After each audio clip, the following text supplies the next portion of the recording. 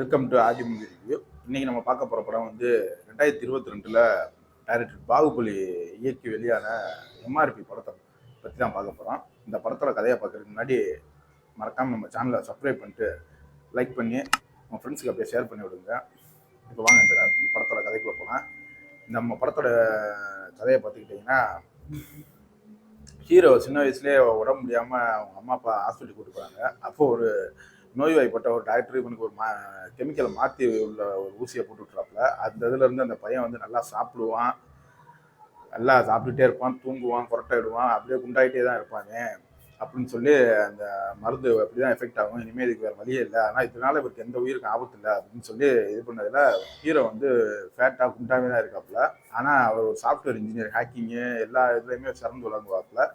ஹீரோட்ட இருக்க மைனஸ்ன்னு பார்த்தா அவரோட அந்த குண்டா கருப்பாக இருக்கிறது தான். இதனாலே இவங்க பெற்றோர் இவருக்கு பொண்ணு தேடி போகிற இடம் பூராமே ரிஜெக்ட் ஆகிட்டே இருக்கும்.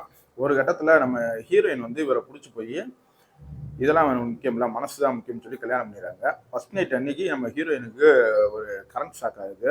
உடனே அவர் ஆஸ்பத்திரியில் போய் சேர்த்துட்டு நம்ம ஹீரோ போய் பார்க்க போகிறப்ப, உங்கள் உடம்புக்கு எதுவும் நல்லா தான் இருக்காங்க, எதுவும் இல்லைன்னு சொல்லி போய் பார்க்க போகும்போது இவங்க ஹீரோவே நீ யாரா அப்படின்னு கேட்டுறாங்க.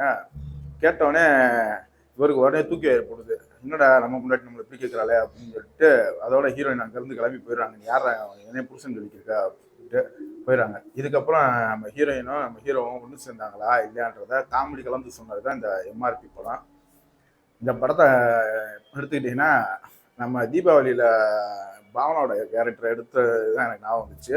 அதுலேயும் அப்படி தான் நான் உங்களுக்கு டக்குன்னு நம்ம பழைய நம்ம ஞாபகம்லாம் வரவும் சேரை விட்டு போயிடுவாங்க பாருங்க, அந்த மணிக்கு தான் இருந்துச்சு.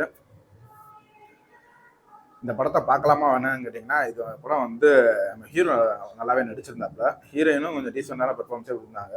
நடித்த எல்லாருமே ஓரளவுக்கு நீட்டாக தான் நடிச்சிருந்தாங்க படத்தில். காமெடி வந்து கொஞ்சம் ஆன் அண்ட் ஆஃபாக தான் ஒர்க் ஆச்சு படத்தில். என்னை கேட்டிங்கன்னா, இந்த படம் வந்து ஒரு 1 மணி நேரம் 44 நிமிஷத்துக்குள்ளே தான் இந்த படம் ஓடுது. பார்க்கணுன்னா ட்ரை பண்ணி பாருங்கள். தந்தி ஒன்று ஓடிடியில் தமிழ் டப்பிங்லேயே இருக்குது இந்த படம். இன்னொரு தரமான வீடியோவில் சந்திப்போம். நம்ம வீடியோ பிடிச்சிருந்துச்சுன்னா உங்கள் ஃப்ரெண்ட்ஸ் வீடியோவை ஷேர் பண்ணிவிட்டு அப்படியே லைக் பண்ணிவிட்டு மறக்காமல் சப்ஸ்கிரைப் பண்ணி சப்போர்ட் பண்ணுங்கள் ஃப்ரெண்ட்ஸ். தேங்க்யூ.